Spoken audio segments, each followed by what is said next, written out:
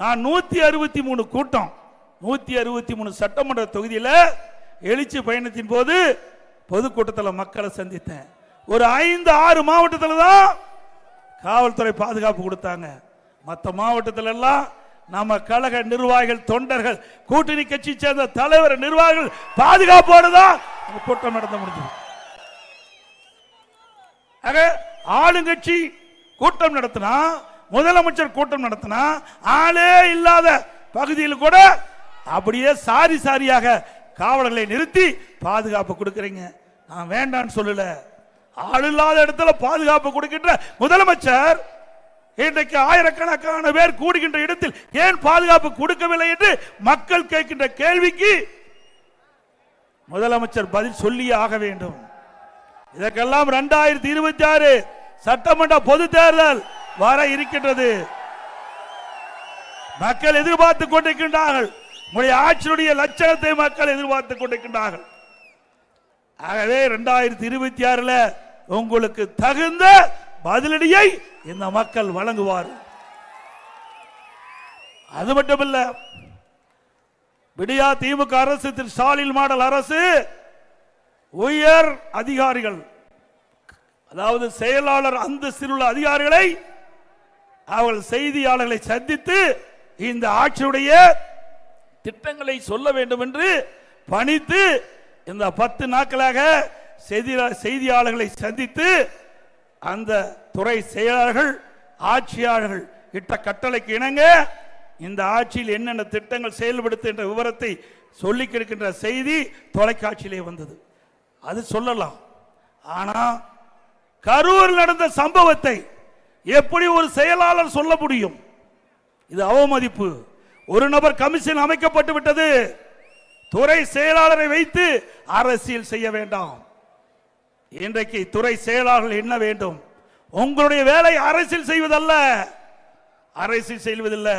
உங்களுடைய டிபார்ட்மெண்ட் இருக்கின்ற பணி செய்ய வேண்டும். அதை விட்டுவிட்டு இவர் ஏறினார், இவர் சென்றார், இவர் கையை காட்டவில்லை என்பதெல்லாம் உங்களுடைய சொல்லாக இருக்கக்கூடாது.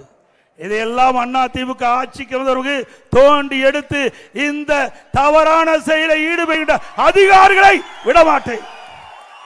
என்ன நினைச்சுக்கிட்டு இருக்கிறீங்க? இன்றைக்கு ஒவ்வொருவருடைய வரி பணத்தில் தான் உங்களுக்கு சம்பளம் கொடுக்குது. அரசாங்கம் என்றால் அரசாங்கத்திலிருந்து மரம் காட்சி கொடுக்கிறது இல்ல. இங்க இருக்கின்ற பொதுமக்களுடைய வரி பணத்தில் தான் உங்களுக்கு சம்பளத்தை வாங்கிட்டு இருக்கிறீங்க. நடுநிலையோடு நடந்து கொள்ள வேண்டும். இன்றைக்கு நிலை என்ன? மக்கள் துடித்துக் கொண்டிருக்கின்றார். மிகப்பெரிய சோகம், துயர சம்பவம். அதை போய் நியாயப்படுத்தி பேசுவது எந்த விதத்தில் சரி?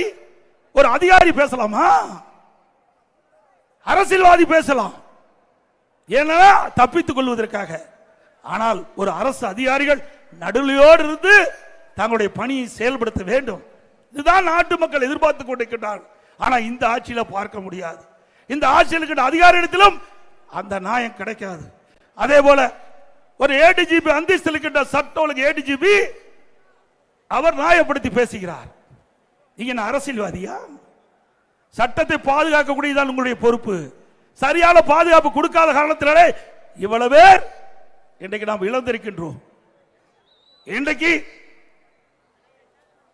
கரூரிலே ஒரு டிஎஸ்பி தலைமையிலே ஒரு என்கொயரி அமைத்து விட்டீர்கள். அந்த என்கொயரி நடந்துகிட்டு இருக்குது, விசாரணை நடந்துகிட்டு இருக்குது.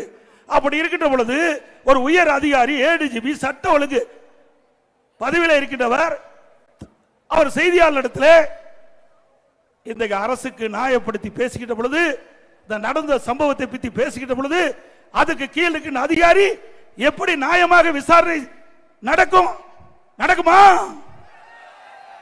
செய்திகளை உடனுக்குடன் தெரிந்து கொள்ள கீழ்கண்ட கேபிள் மற்றும் டிடிஎச் நெட்வொர்க்குகளில் எம்நாடு செய்தி தொலைக்காட்சியை காணுங்கள். பாதகம் செய்பவரை கண்டால் நாம் பயம் கொள்ளலாகாது பாப்பா. மோதி மிதித்து விடு பாப்பா, அவர் முகத்தில் உமிழ்ந்து விடு பாப்பா. அண்மை செய்திகளை உடனுக்குடன் தெரிந்து கொள்ள இணைந்திருங்கள் எம்நாடு தொலைக்காட்சியுடன்.